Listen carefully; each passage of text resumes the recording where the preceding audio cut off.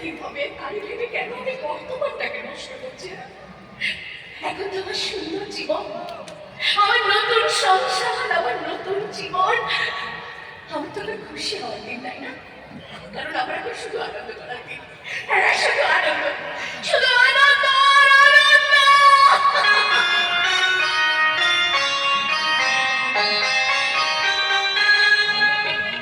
লাবণ্যে পূর্ণ প্রাণ প্রাণে শোভে, লাবণ্যে পূর্ণ প্রাণ প্রাণে শোভে, আনন্দ বসন্ত সমাগমে।